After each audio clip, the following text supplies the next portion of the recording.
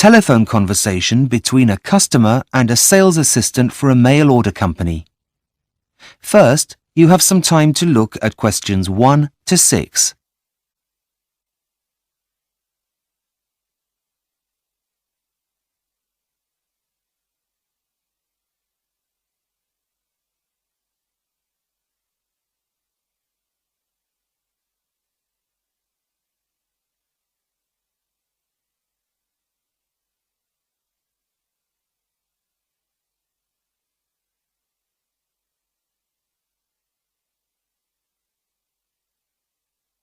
You will see that there is an example that has been done for you.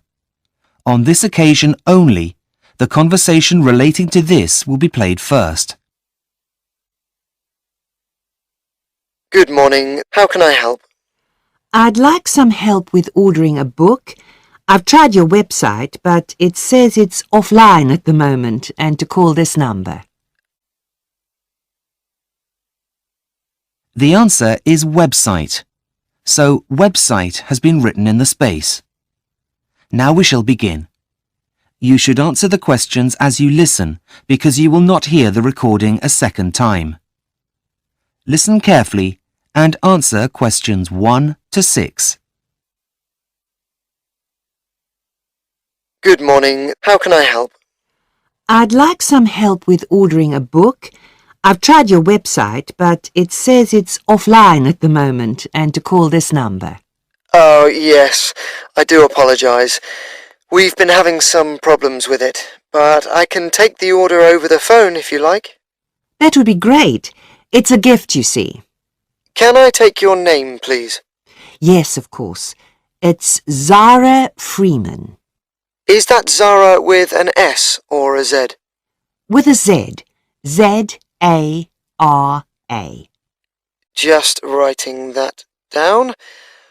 Right. What was the title of the book you'd like me to order? I think it's called Future Words. No, hang on. Sorry. That's Future Worlds. Okay, just typing that in. I can't seem to find it. Do you know the name of the author? I'll do a search. Yes, it's by a man called Richard Watson.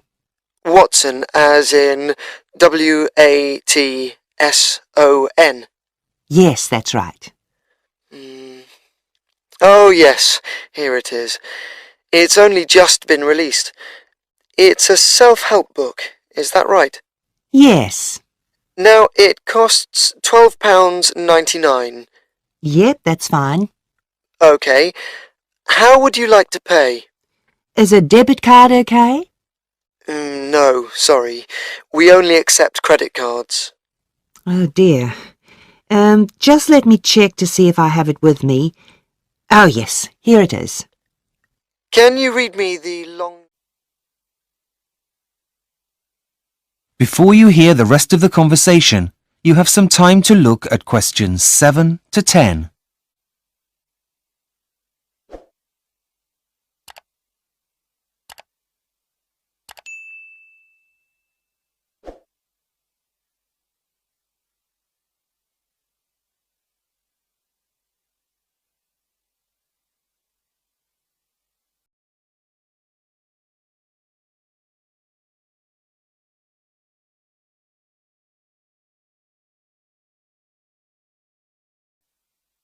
Now listen and answer questions 7 to 10. Right, almost done. Now I just need the delivery details. Right, I've got my friend's address here.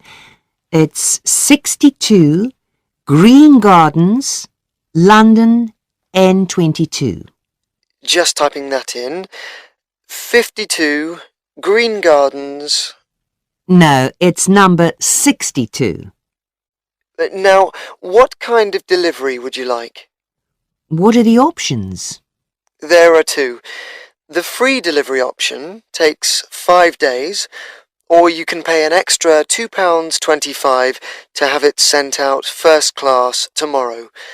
That would come to a total of £15.24p.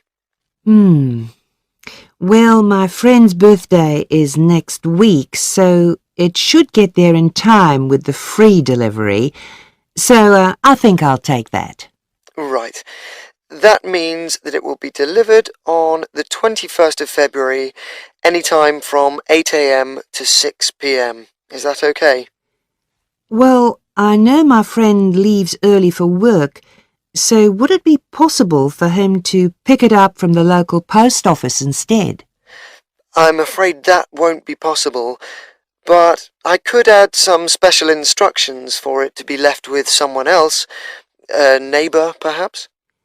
Actually, yes. I have met the old lady who lives next door, and she's bound to be home. Could you leave it with her? Fine. I'll add that if he's not home, then the package should be left with the neighbour. That's great. Thanks very much for your help. My pleasure. Thank you for shopping with... That is the end of section 1. You now have half a minute to check your answers.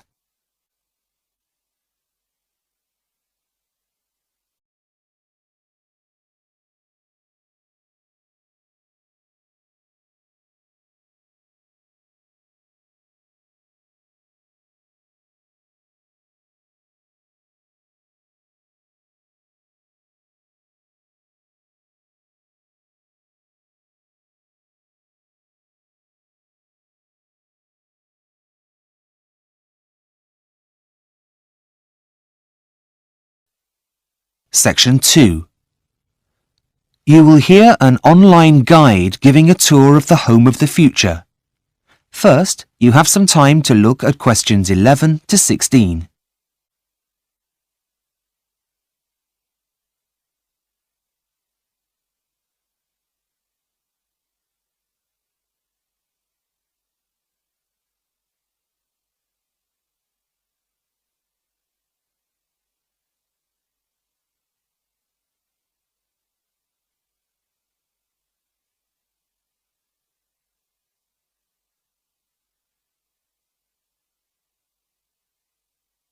Now listen and answer questions 11 to 16. Welcome to the Homes of the Future online website. I will be your virtual guide around the homes you could soon be living in. Let's begin our tour in the bedroom. Firstly, the bed is programmed to gently rock you awake in the mornings. There'll be no more rude awakenings by an alarm clock, and it will also know what time you need to wake up, as it will get that information directly from your personal digital assistant, that is, your PDA, which will be inserted into you. Let's move to the wardrobe. Those are your musical shoes that generate music while you walk. The music will change according to how fast you're walking. Calm music for a relaxing stroll and faster beats for when you're in a hurry. You'll feel like you're walking on air. What's more, your clothes are also intelligent. They sense how you're feeling and then change colour. The fabric that they're made of also converts your body heat into a low-voltage electricity generator for some of the gadgets that are now inside you, like your PDA, for example. Moving on to the bathroom. So, after waking up, you need a shower. There's no need to turn on any taps as the house will know exactly what temperature you like the water in the mornings, though you'll still have to wash yourself. From the bathroom, we move into the kitchen.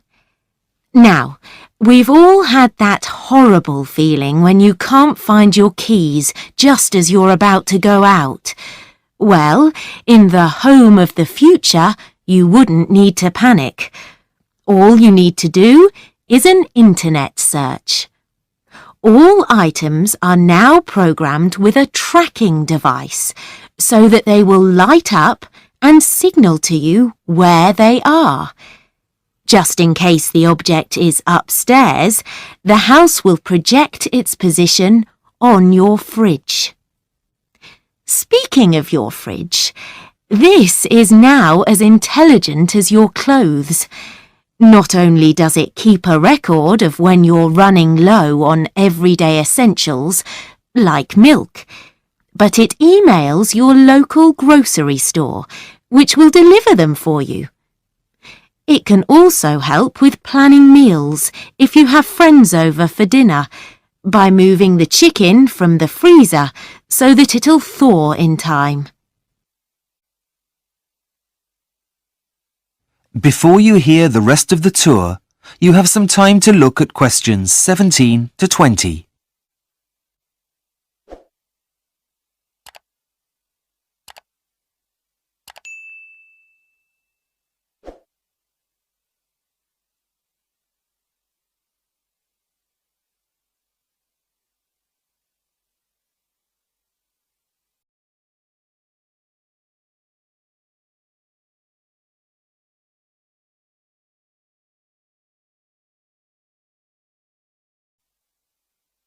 Now listen and answer questions 17 to 20.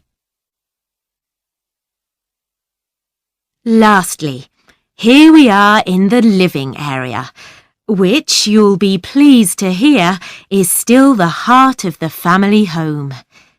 Let's enter the room. Now, to the left of the entrance is the main seating area with a sofa, and directly opposite the entrance is an armchair. The sofa backs onto the wall and the armchair faces to the left across the coffee table to a blank wall. So, where is the TV, I hear you ask? Well, this entire wall is the television. The whole thing is a plasma screen designed to show your TV, surf the internet, or, when it's not in use, it displays anything you want it to, from family pictures to famous works of art. On the opposite wall to the sofa is a fireplace, which still has a real fire. Nothing beats that now, does it?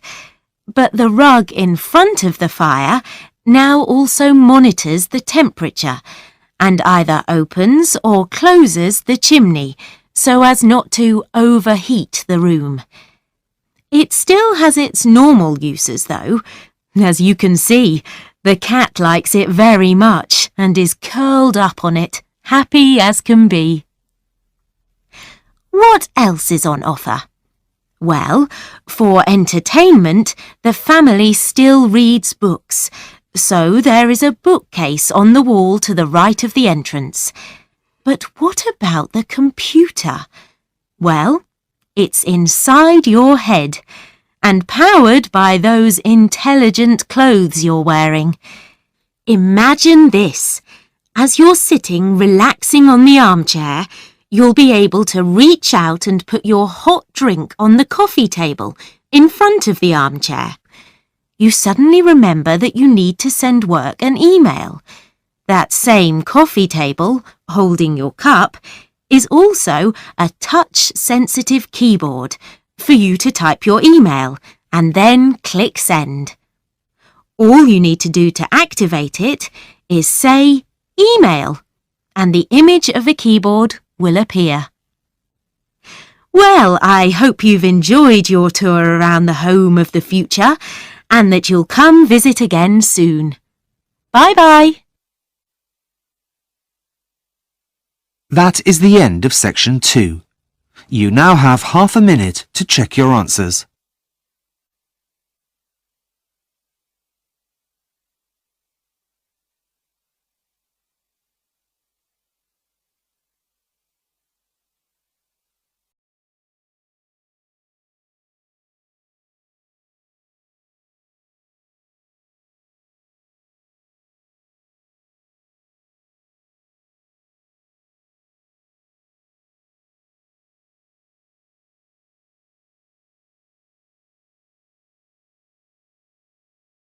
Section 3. You will hear a tutor talking to a student about a future assignment. First, you have some time to look at questions 21 to 25.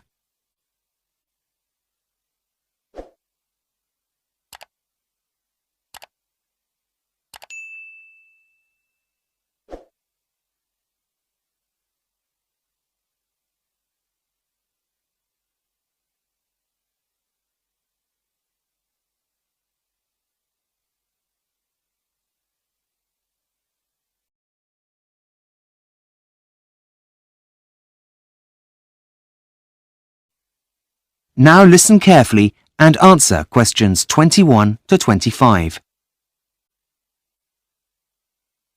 Hi, Professor James. Have you got a minute? You see, I'm having a bit of trouble getting started on my graduate employability assignment. Well, okay, as long as it doesn't take longer than 10 minutes, as I have a meeting to get to at 3:30. Yep, fine. It shouldn't take long at all. Okay, Sally. Tell me what you've done so far, and we'll go from there. Well, as you suggested, I chose 3 local businesses and contacted them via telephone to introduce myself. That's good. Well, the thing is, I couldn't get past the secretary of 2 of them. Do you have any suggestions? What about following up with a letter stating what time you'll be calling again? Oh, that's a good idea. I hadn't thought of that. So, tell me about the one you have contacted. Right. Well, he was very helpful, actually. He received the survey I emailed him and has already sent it back. I've had a very quick look at it, but haven't had a chance to write it up yet. So far, so good. Carry on. Well, apart from that, I've also found a lot of statistics that exist on the starting salaries graduates begin on once they finish studying. There's some really interesting stuff out there. Did you know, for example, that your average engineer earns nearly as much as a medical graduate? Yes, I did. Gosh, I had no idea. Having second thoughts about a career in human resources, are we? No, but I was surprised. Anyway, getting back to where I was, I've gone to the library, but the books you recommend have already been taken out. Apart from one, that is. It's called A Starting Success.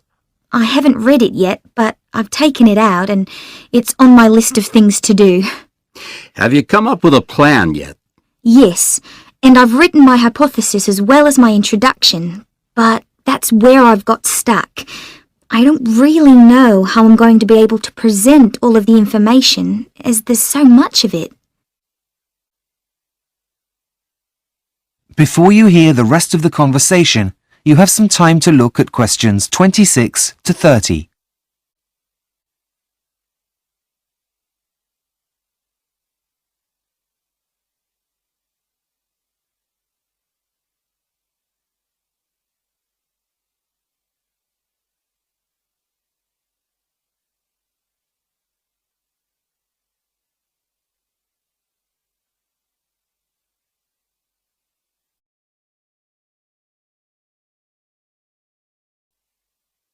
Now listen and answer questions 26 to 30.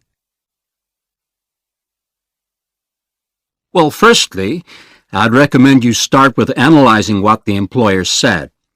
Now, can I have a look at the questionnaire you wrote? Yes, here it is. Thanks. Oh, dear. Well, it's no wonder you're overwhelmed with information. You've collected a lot of information which can be overwhelming. Oh dear, that took me ages. And does that mean I can't use it? Afraid so. But don't worry, if you've got a pen and paper, I'll quickly give you some pointers, and then you can rejig it to get the information you're looking for. Okay, just a minute. I know there's a pen in here somewhere. Okay, got it. Right. Well, first and foremost, you need to be clear. There's no point having a beautifully worded document throughout that no one understands. Use language that is simple. Right, got that. What next? You need to catch the reader's attention at the start of the document. And you need to find the right balance between formal and informal language. Your survey isn't an official document, but more of a living one that serves a purpose, so neutral language is best. Okay, just writing that down. Okay. The next one's what your mistake was this time. Try not to use open-ended questions, or you'll find it impossible to collate your results. Yep, I think I've learned my lesson there. What else? Scales really do make the job of completing the questionnaire easier for the recipients by saving them lots of time and effort writing. I take your point. Anything else? One last thing. Make sure you've thought about the logic of your questions. There's nothing worse than trying to make choices about things that seem to have no order. Right. Got it. I see where I went wrong now, and we'll try to do better next time. Don't worry. It's a very easy mistake to make, and one that many people come across the first time they do this kind of assignment. Okay, Sally, I really must rush. I'm late for my appointment. Of course. Thanks for your help. I'll see you in class tomorrow. Bye. That is the end of section 3. You now have half a minute to check your answers.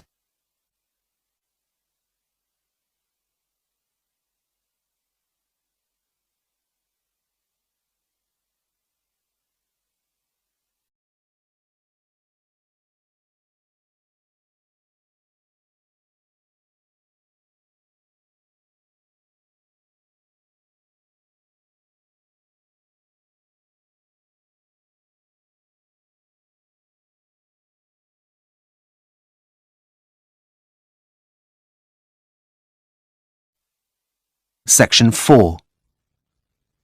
You will hear a student giving a presentation about the process of urbanization. First, you have some time to look at questions 31 to 40.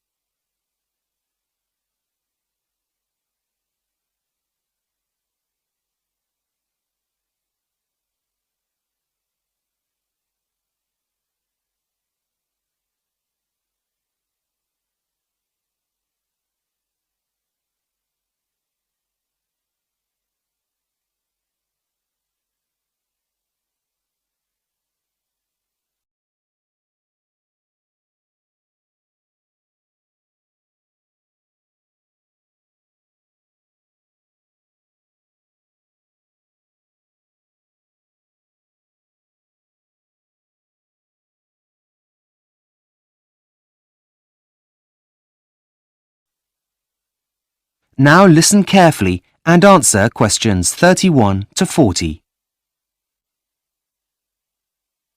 Hi, good morning everyone. I'm here today to present my findings on the process of urbanisation and its impact on the environment. As you know, urbanisation involves the movement of people from the countryside to the cities.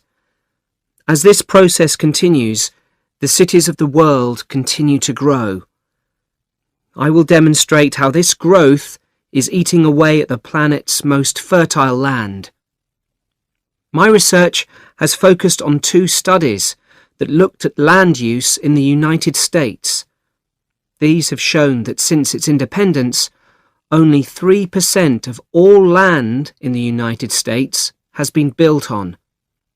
However, the same studies have also shown that the resulting loss of productive land is comparatively much greater. This isn't so much of a problem in America, as it has a relatively low ratio of people to land. However, most other countries are not so blessed, the impact of which could have dire consequences for the future. The real danger here is if this pattern were to be repeated by developing countries, it could have a major effect on the world's food supplies in the next 50 years.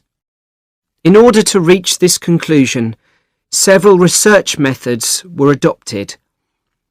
A group of scientists in the United States used a weather satellite that normally maps moonlit cloud cover at night.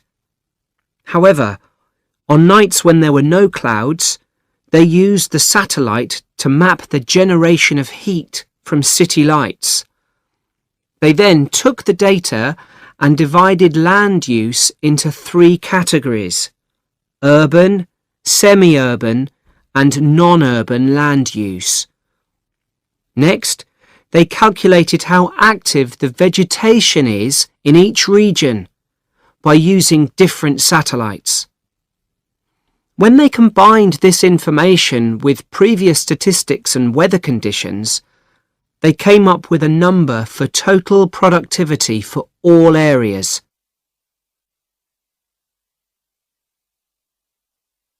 So what did the results of this process of land classification show? Well, firstly, they proved that although only a tiny percentage of the land in the United States is urbanized, and 29% of land is used for agricultural purposes, the land which has been built on actually has the best soils. These were independently corroborated by a second team of scientists in San Francisco, whose results show that this process is happening even faster in the southeastern corner of the United States. This means that land that is extremely productive from an agricultural point of view is being taken over by lawns, golf courses, and a few scattered trees. As a direct result of urbanization, the researchers in San Francisco calculated that every year 91 million tons of plants are lost in the US. So what does this mean for the future? Well, I have come up with some of my own ideas for practical solutions. Countries should calculate whether urbanization is happening on their fertile lands too, especially if they have large populations compared to the amount of land available, like India and China, for example. If it is, then every effort should be made to stop the process from happening. This can be done in many ways. One of them is to stop investing in the infrastructure of those areas. If people don't have the facilities they need, they won't want to live there. But in my opinion, the main solution here is to offer people financial incentives to move away from fertile land to areas that are less valuable in agricultural terms. I hope you've enjoyed my presentation this morning. Thanks for your kind attention. I will now take any questions if you... That is the end of section 4. You now have half a minute to check your answers.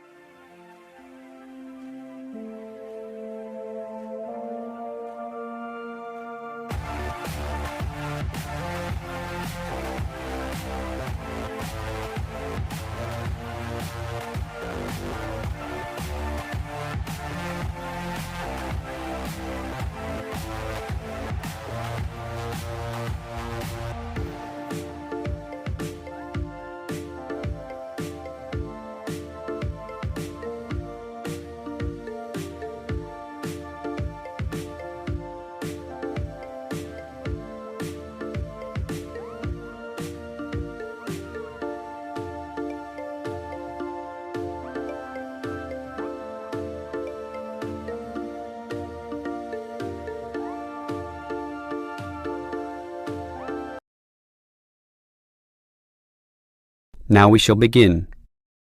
You should answer the questions as you listen, because you will not hear the recording a second time.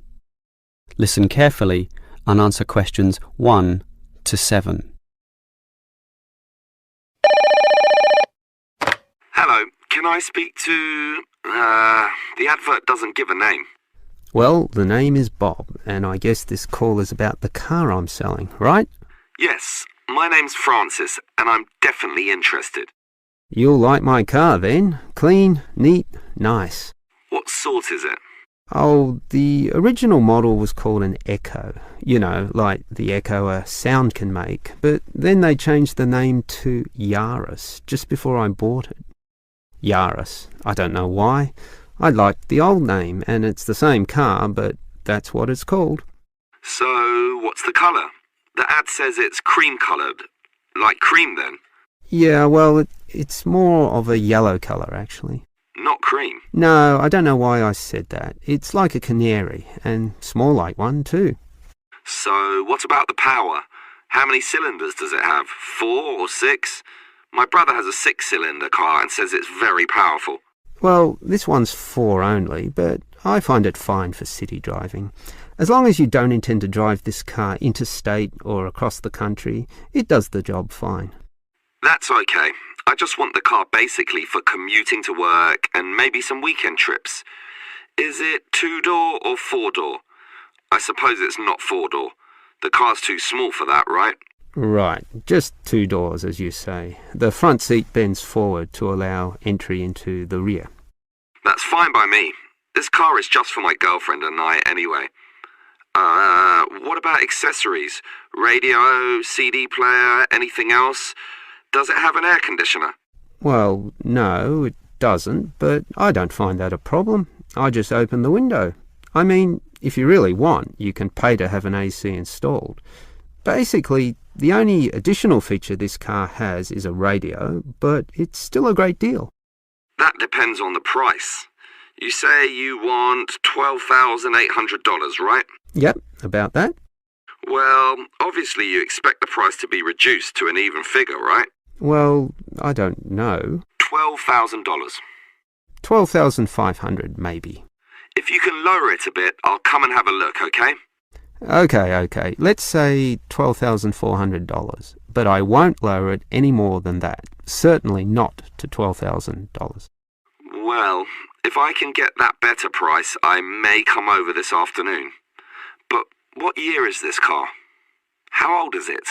My brother's got a 12-year-old car and it's showing problems. Well, my car was brand new only 3 years ago, but it still looks like it's only been 1 year on the road. Okay, that sounds good. Before you hear the rest of the conversation, you have some time to look at questions 8 to 10.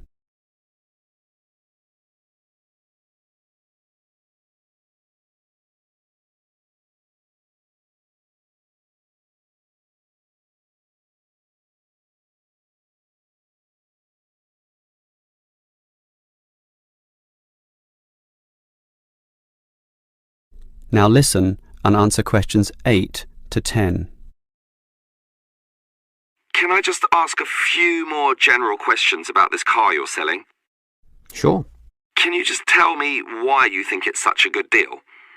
Of course, I won't necessarily believe you, but just tell me what you think. You can believe me. I honestly think this is a nice car, well worth buying at the price I'm asking. How much registration does it have left? To be honest, not so much, but I think having lots of registration is irrelevant. It's the car you're paying for, the quality and advantages of the engine itself. Well, what about that then? Okay, many people like to accelerate down the freeways, right? There are a lot of speed demons out there who think quickness is all that matters, but basically, people are mostly trapped in city traffic, so one of the things I like is that because this car is small, you can put it anywhere. Say you're in the city wanting to duck into a shop. Well, you can fit this car in any little space while you go shopping or do other things, and that saves you a lot of time. Yeah, but it's not that powerful, right? Oh, sure, the feel of a smoothly purring six-cylinder engine attracts many people, but I compare my car to those small football players with the tight turning circles, those who can run rings around the larger players. This car is like that. It can turn this way and that way, dodge here, duck in there, sneak around corners, squeeze ahead and grab a position. That's also very useful when travelling in city traffic. Okay, I'll think about it. Sure, think about it, but all these advantages are sound and appeal to other buyers as well. No one holds the same car forever, so you can say exactly the same things that I just said when you want to sell the car. That will make it very easy for you to pass this car on to the next buyer. Yeah, maybe you're right. That is the end of part 1. You now have half a minute to check your answers.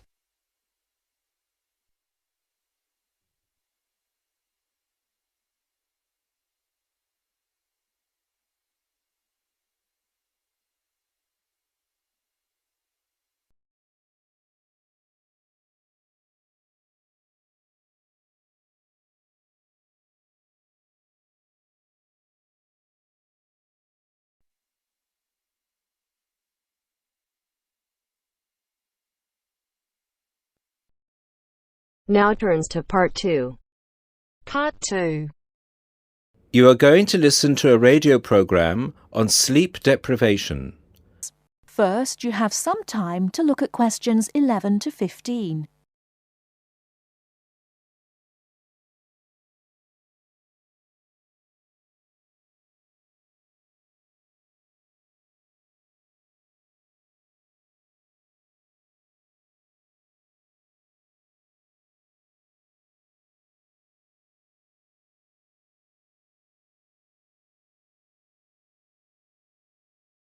Now, listen carefully and answer questions 11 to 15.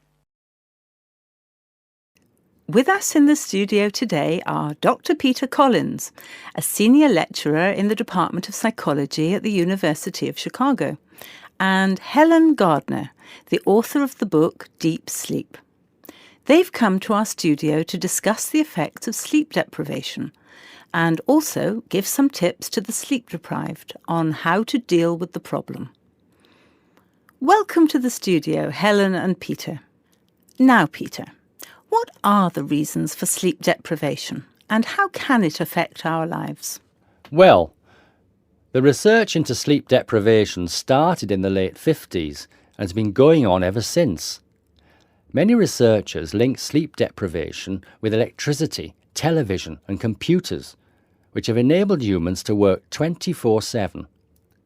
Before electricity was invented, people's body clocks were synchronized with the sun's schedule, and the average time they spent sleeping was 8 to 9 hours a night. By 1975, that average was down to 7 hours, and today 1/3 of us sleep less than 6 hours a day. This leads to a condition called chronic sleep deprivation, which basically means going for extended periods of time with less sleep than your body needs. Chronic sleep deprivation can cause a variety of physical and psychological problems. At its most basic level, loss of sleep can make us more irritable and less efficient, and can affect long-term memory and concentration, which can result in more accidents. According to the latest research into sleep deprivation is the main reason for 3% of plane crashes, 10% of domestic accidents, 20% of accidents at work, and 45% of all traffic accidents. Research into the physical effects of chronic sleep deprivation suggests more serious and significant long-term complications. Research from my university, the University of Chicago, has shown that sleep deprivation interferes with how the human body regulates insulin and sugar metabolism, which can increase the risk of diabetes. People who are sleep deprived have weakened immune systems and are more prone to viruses and other kinds of infections. People who don't get enough sleep have cognitive problems or difficulties processing and assimilating new information. Lack of sleep affects long-term memory and slows down such abilities as judgment and reaction times. Some researchers link sleep deprivation with obesity, indicating that sleep disorders and eating disorders are often linked. Before you hear the rest of the talk, you have some time to look at questions 16 to 20.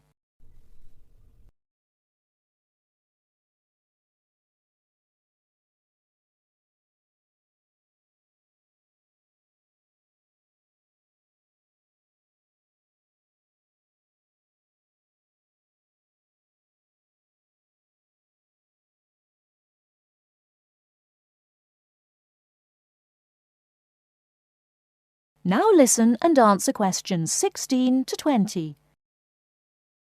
Helen, you've done a fair amount of research for your recent book on helping people deal with sleeping problems. Could you give our listeners some tips on managing their sleep? Well, if you spend several hours a night tossing and turning in bed, trying to fall asleep, you first have to find out how much sleep you need. To do so, you'll need to try and sleep 6 to 9 hours a night. Set aside 3 days for the experiment. It's best to do it on a long weekend or a holiday to ensure it doesn't get interrupted. During the experiment, you should go to bed at the same time every night and give yourself 6, 7, 8 or 9 hours of sleep. Then monitor the way you feel throughout the day to find out how many hours of sleep you need in order to feel your best. Once you find out how much sleep you need, you can work on improving the quality of your sleep. The main secret here is to allow yourself 1 or 2 hours to relax before going to bed. You may want to try and have a warm shower or bath before going to bed. Doing some quiet activities such as reading or filing can help some people relax. A warm drink in bed helps to induce sleepiness. Some people take up yoga or meditation to help them relax at night. Different techniques will work for different people, so it's best to experiment and find the one that suits you best. You should definitely avoid using technology before going to bed. Activities such as playing video games, watching TV, and others which require you to use your attention can stop you from falling asleep. Avoid eating before going to bed. A late dinner can disrupt your sleep. Not only is going to bed with a heavy stomach bad for digestion and can make you overweight, but it can also keep you awake for hours. Caffeine-rich drinks can increase your heart rate, which can stop you from falling asleep. Energy drinks also have the same effect on your body. You should avoid drinking these at night. The same goes for vigorous physical exercise such as weightlifting or working out on a treadmill. In many cases, you can reset your body clock and make it tick for you by changing your lifestyle. If your sleep deprivation is severe, it's always best to seek professional advice and get an appointment with your doctor, who might prescribe you sleeping pills. Thank you, Helen. We'll be back after the break and we'll be answering questions we've received from our listeners.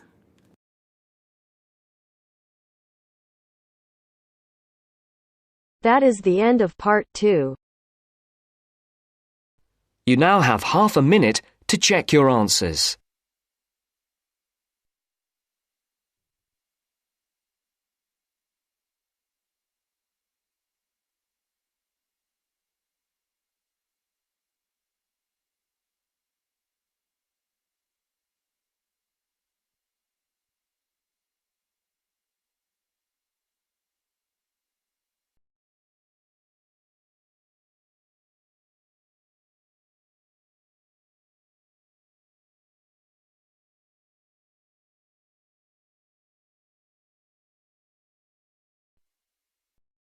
Now turns to Part 3.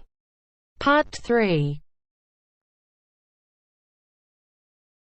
You will hear a conversation about tea between an expert and a reporter.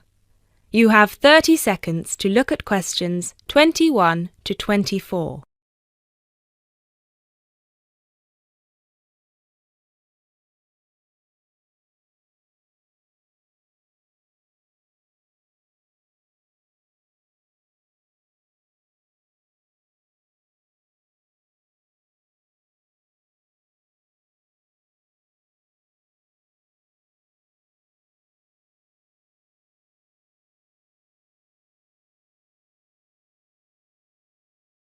Hi, Jacob. Thank you so much for coming along today. It's my pleasure. I'm very intrigued about what a tea meditation entails exactly.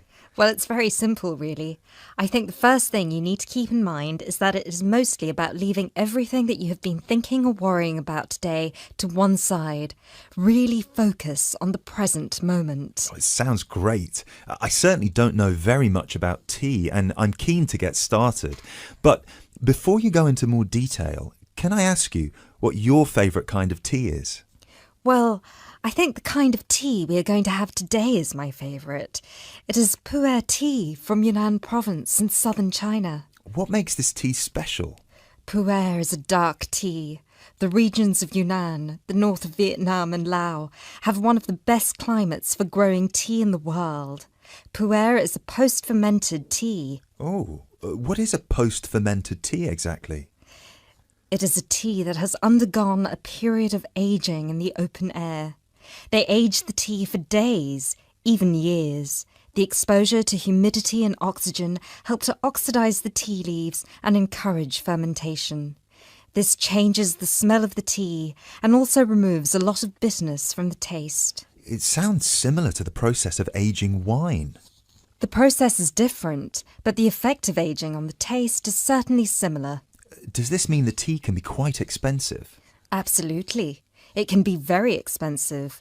The tea is usually pressed into balls or cakes and sold. At one time, only tea enthusiasts cared about buying these cakes, but now many people have realised that they are an investment, and so buy them like they would buy gold, because the price goes up a lot over time. Before you hear the rest of the talk, you have some time to look at questions 25 to 30.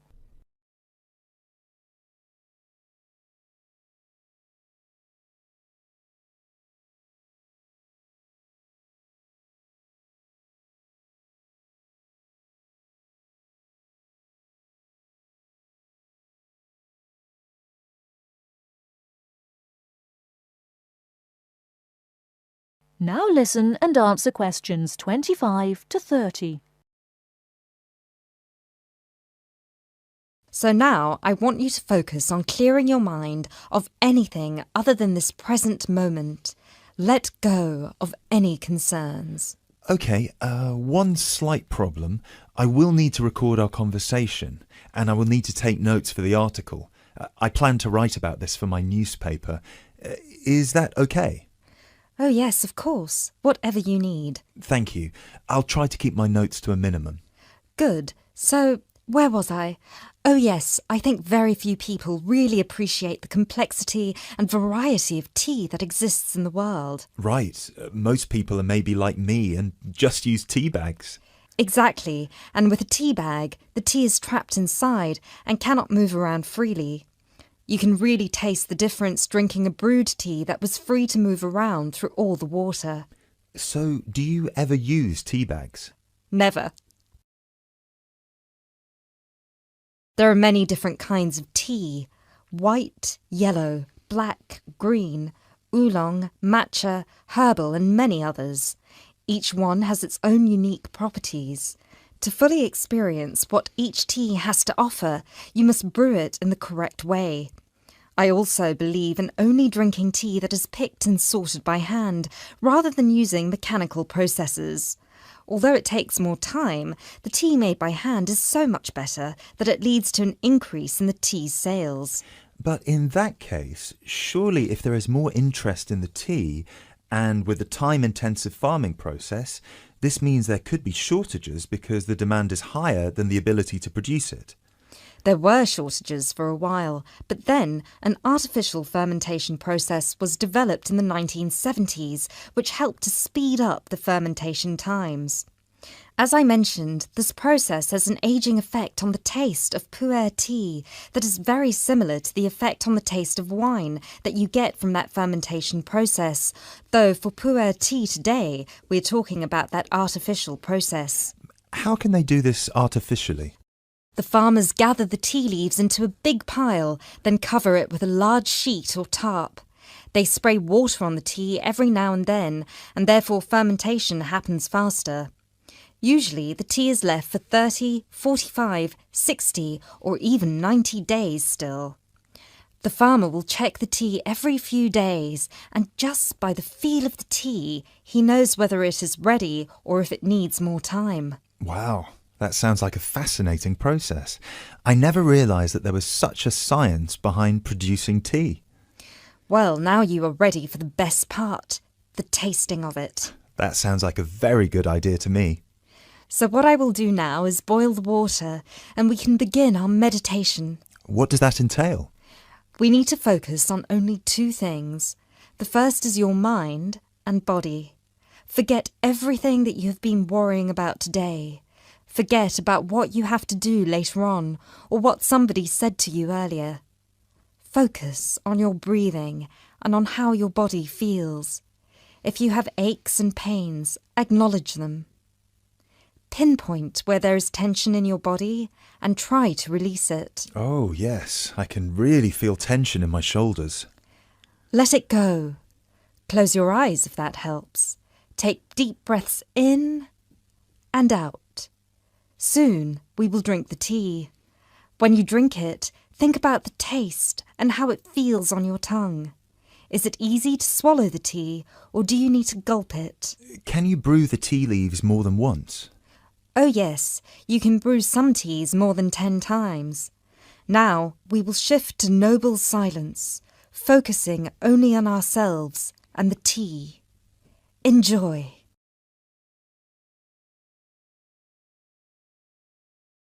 That is the end of part 3. You now have half a minute to check your answers.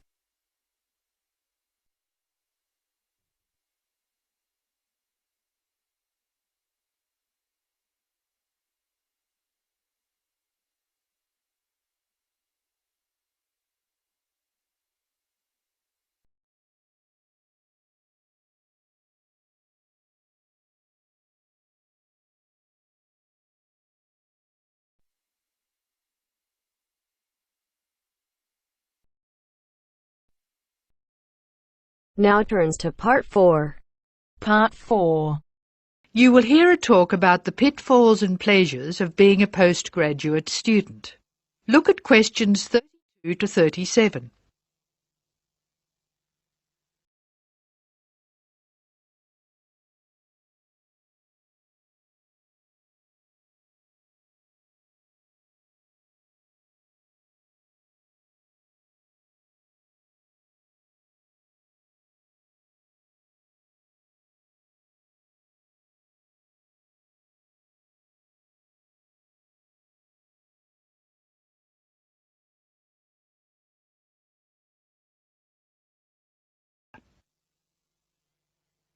Postgraduates are about as easy to define as catching steam in a bucket. Courses can be vocational, for training, as research, as a preparation for research, or a combination of these. Also, you can choose between full-time and part-time. Increasingly, the approach to postgraduate study is becoming modular. The vast majority of postgraduates are doing short, taught courses, many of which provide specific vocational training. Indeed, there has been a 400% increase in postgraduate numbers in Britain over the past 20 years. Current figures stand at just under 400,000. People undertake postgraduate study for many reasons. These may be academic, intellectual challenge, development of knowledge; vocational, training for a specific career goal; or only vague, drifting into further study. It is essential that you determine the reasons you want to become a postgraduate. If you have clear goals and reasons for studying, this will enhance your learning experience and help you to remain focused and motivated throughout your course. Where you study should be based on much more than the course you want to do. For some courses, you're likely to be there for several years, and it is important that you are happy living there. Check also what type of accommodation is available and whether the institution provides any housing specifically for postgraduates. Choosing an institution and department is a difficult process. To determine quality, do not rely on the reputation of an institution, but find out what the ratings are from the most recent assessment exercises. Find out about the staff, their reputation, competence, enthusiasm, and friendliness. Visit the department if possible and talk to existing postgraduates about their experience, satisfaction, comments and complaints. Be very careful to check how they feel about their supervisors.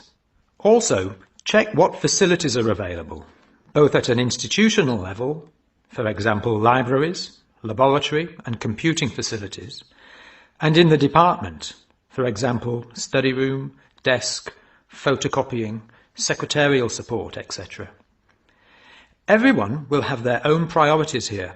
I am always anxious to check the computer support available and regard it as slightly more important than library access. Your working environment and the support available to you plays an essential part in making your work as a postgraduate a positive experience. Life as a postgraduate can be very different to your other experiences of education. Things that can distinguish your experience are the level of study, independence of working, intensity of the course, the demands on your time, and often the fact that you're older than the majority of students. These factors can contribute to making you feel isolated. However, there are several ways you can make sure that this is either short-lived or does not happen at all. Many student unions have postgraduate societies that organise social events and may also provide representation for postgraduates to both the student union and the institution. Departments can also help to create a sense of identity and community, and often have discussion groups available. Don't be afraid to talk to staff about any difficulties you might be having. Of course, universities provide counselling services, but we have found that the best advice comes from talking to other postgraduates who may have faced similar difficulties. Look at questions 38 to 40.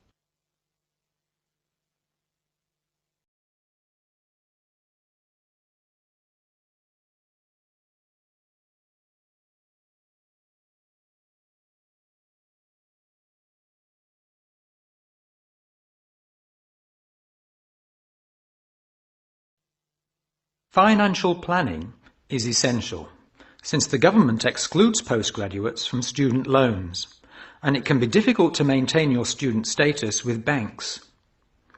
This has implications for free banking and overdraft facilities. Do not underestimate your living costs, including food, accommodation and travel. And be careful not to budget for everything except a social life. Funding a course is one of the most challenging things people face when considering postgraduate study. Most postgraduate students finance themselves. They pay often very large fees to the institution and receive no maintenance income to support their study. Make sure you know exactly what your costs will be. Institutions often hide extra fees, like laboratory costs, behind the headline fee rate advertised. Funding can come from various sources: research councils, charities, trust funds, institutional scholarships, local education authorities, and professional bodies and organisations all offer various levels of funding. As I said before, the government excludes postgraduates from student loans, so it is essential you look to other sources. Career development loans are available from high street banks. The best advice on funding is to be proactive, persistent and patient. The postgraduate community in Britain is multinational, has a wide range of experience of life and work, and an exciting mix of goals, both career and academic. Being a postgraduate student should be a productive and fulfilling thing to do, and you will become part of a diverse and motivated social group. That is the end of part 4. You now have half a minute to check your answers.